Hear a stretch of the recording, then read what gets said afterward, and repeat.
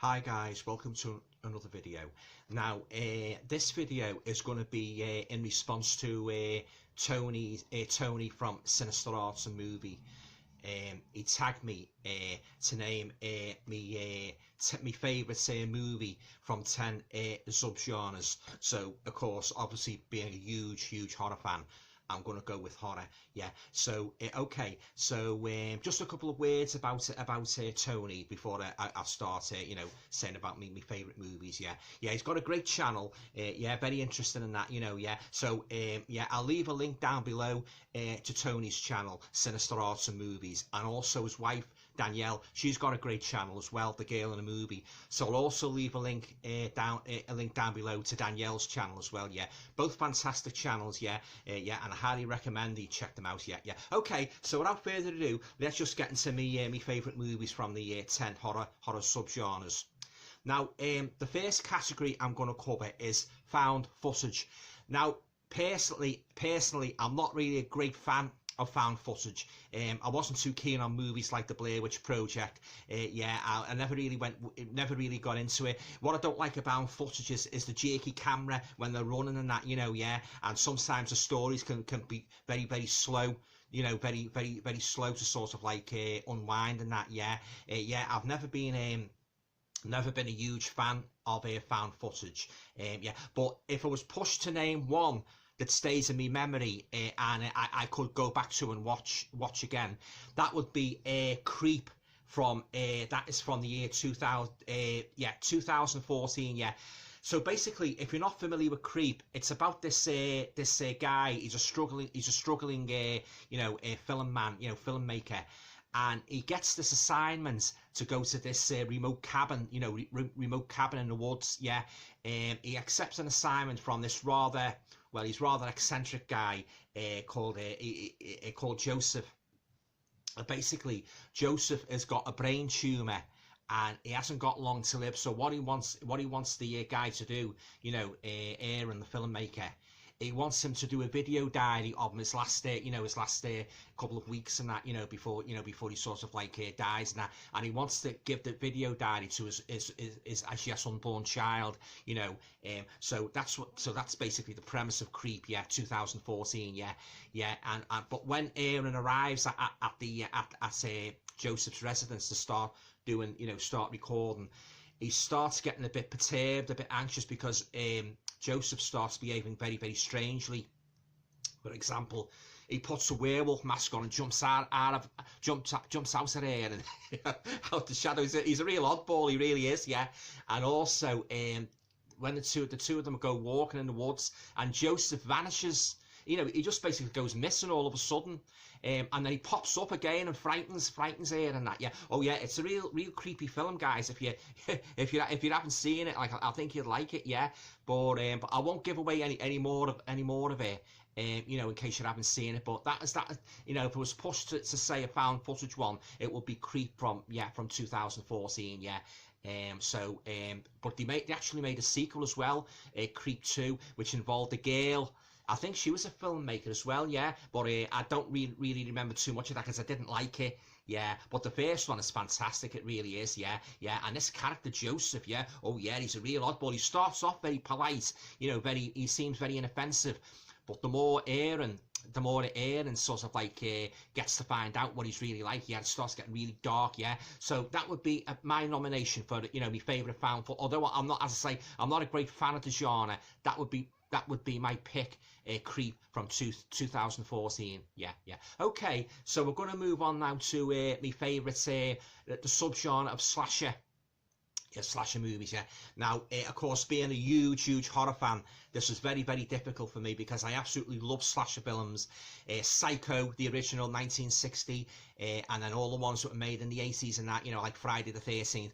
But I had to pick this one. Halloween from 1978, directed by John Carpenter. Honestly, guys, I could sit here all afternoon uttering superlatives about this movie, just how much I love this movie. I love everything about it. I love the atmosphere. I love the character Michael Myers. I love the main female protagonist portrayal. You know, Jamie Lee Curtis, who played Laurie Strode. Yeah, Donald Pleasance is fantastic as Dr. Loomis, Michael's arch enemy. Yeah, and of course as Doctor.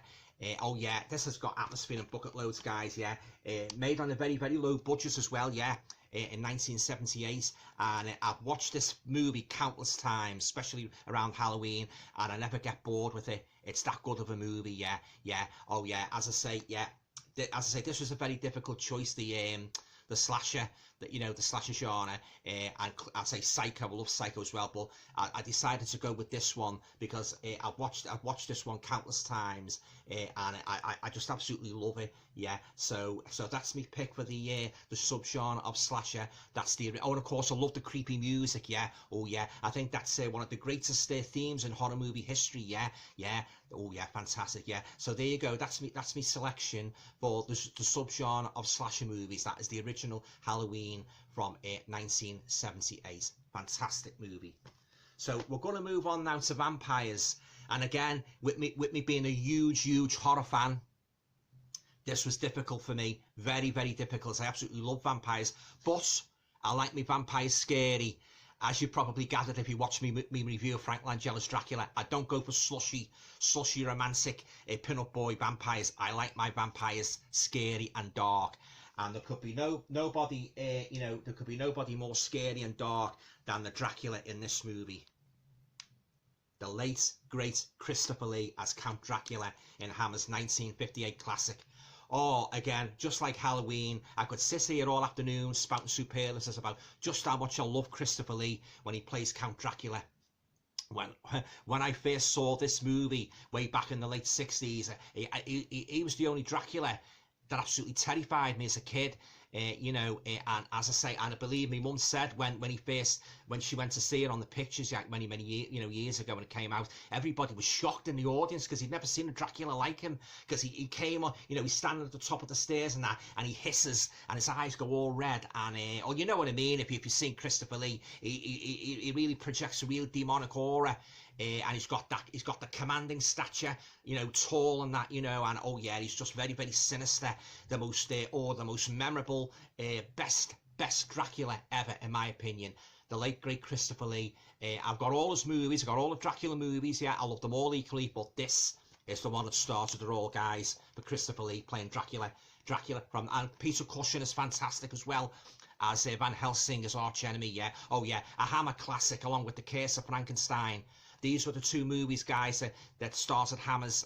They basically set the ball rolling for Hammer's role in it. Making good, memorable, classic British Gothic horror movies. So there you go. Oh yeah, I should say Salem's Lot. If I picked a vampire movie with non-Dracula, I would say Salem's Lot.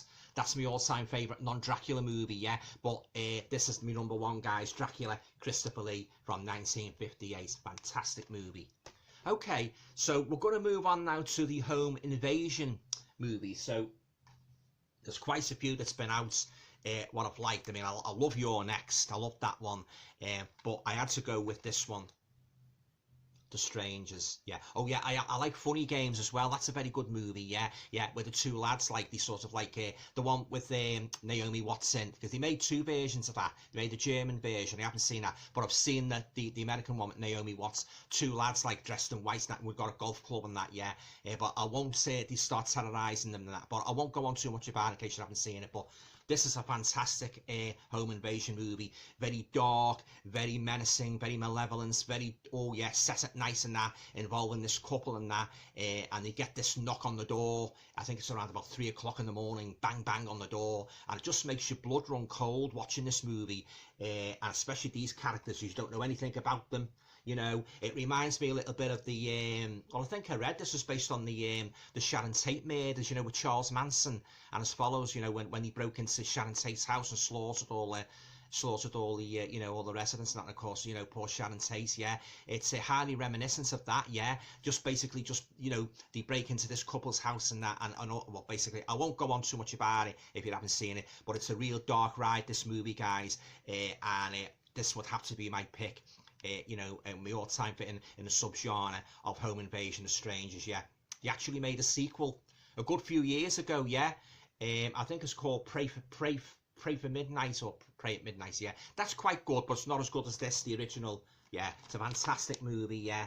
And as I say, it's got suspense and bucket loads, and the chilling line, what they say, you know, when one of the victims says, "Why are you doing this?" Because we can. Or it just sends it just makes your blood run cold, guys. Yeah. So there you go. That's me pick for the home invasion. That is The Strangers. That's a fantastic movie. Yeah. So there you go. Right. Okay. So we're going to move on now to torture porn. Well, to be honest, I'm not really a huge fan. I'm not really a huge fan of torture porn, because I like a horror movie to have a good story, good atmosphere, rather than just blood and gore for blood and gore's, you know, for blood and gore's sake. But I've decided to go with this one. Saw. This is the box set. Yeah, I've got some of these on Blu-ray, yeah, but yeah, I love Saw and that. I love the twist at the end and that, yeah. And Jigsaw is a real sort of like, well, he's a kind of a, he's well, you could say he's a villain, but he's also got he's got like a lot of depth to his character. You know, he sets these traps for these people he captures and that. You know, he abducts, and he's got like this depth, as if he's punishing them. Well, he is punishing them for wrongdoings, what they've committed in their life and that, yeah. And people from all walks of life, you know, businessmen, female lawyers, all kinds of people. He abducts and he ties them up, and well, of course, if you've seen the Saw movies, you know what I'm on about, yeah. Yeah, fantastic, yeah. And I also like Hostel as well. I like the two Hostel movies; they're very, very good. But yeah, but I suppose like torture porn, these would be the main ones: Saw, and then of course Hostel, yeah. And yeah, so there you go. That's my selection for torture horror, and that is Saw. Okay, so we're going to move on. We're going to move on now to paranormal subgenre. Again, being a huge horror fan, this was a difficult choice for me, guys, but I have gone with this classic, The Haunting, based on Shirley Jackson's novel, The Haunting of Hill House. Fantastic movie, fantastic novel. Watched it many times, yeah. It's about this psychic researcher played by Richard Johnson. He gathers these people into this, he gathers all these people who's had experiences of paranormal, ghosts and that. He gets them all together, and he says for them all to, meet up at this house called Hill House.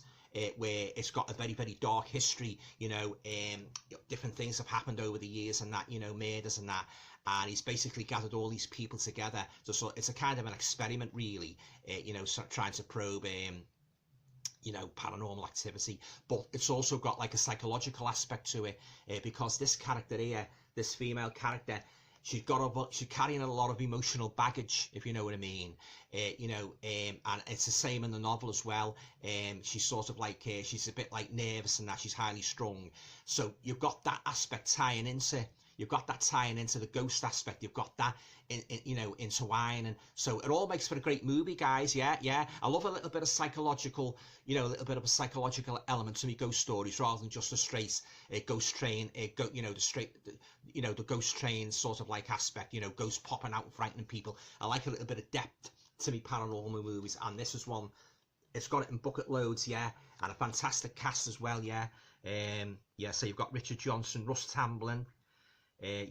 Based on the novel by The Haunting of Hill House by Shirley Jackson. Yeah, Julie Harris and Claire Bloom, they're the two main female protagonists. And Julie Harris, she gives an excellent performance as this highly strung lady in that, yeah. So, but as I say, being a huge horror fan, I've got loads and loads of paranormal movies, but this is the one, guys, I've watched the most, The Haunting. Absolutely love it. It's in black and white. It's from the early 60s, but it's a fantastic, it really is, yeah.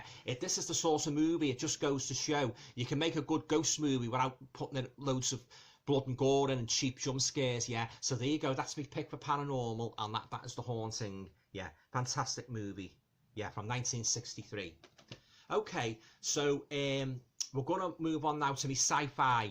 Again, just like the found footage, I'm not really a huge fan of sci-fi. There's only been a couple I've liked over the years. I like Star Trek. I like the Invasion of the Body Snatchers.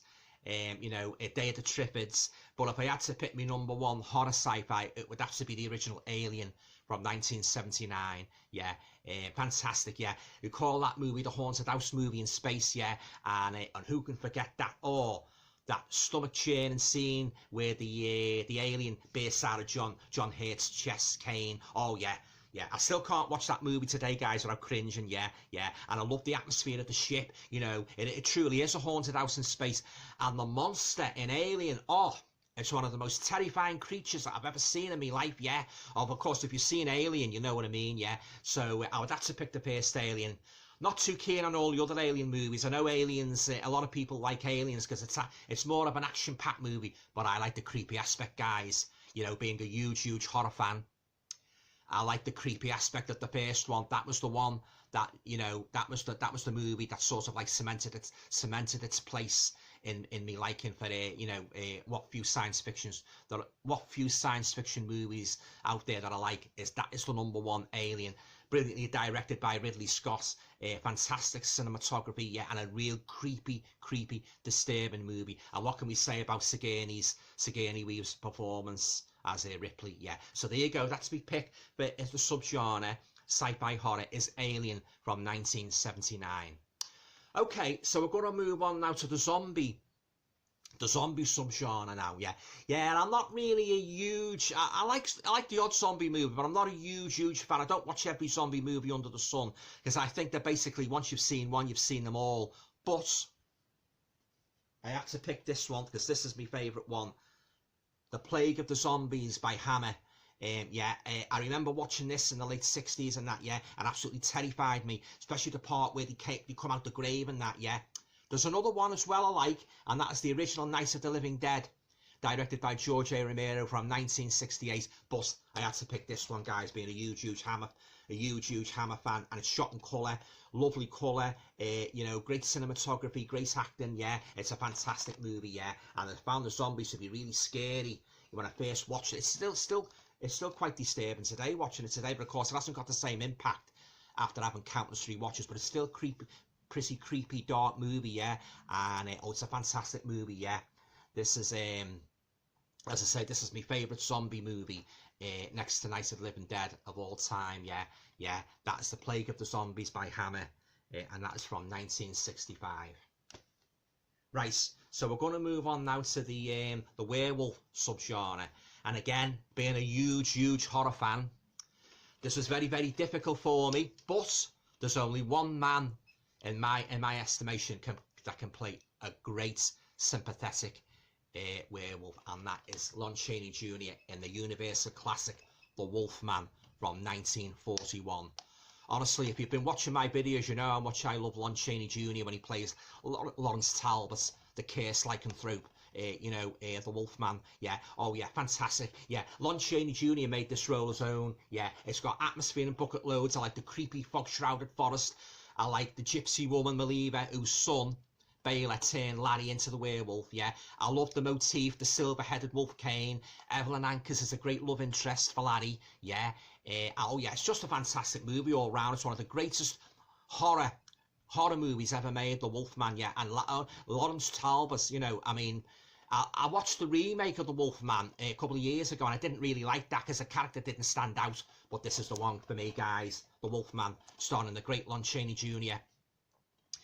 Modern werewolf-wise, I like American Werewolf in London. So if it was to nominate a modern werewolf movie, I would nominate American Werewolf in London. But this is the one. This is my all-time favourite, guys. The Wolfman from 1941.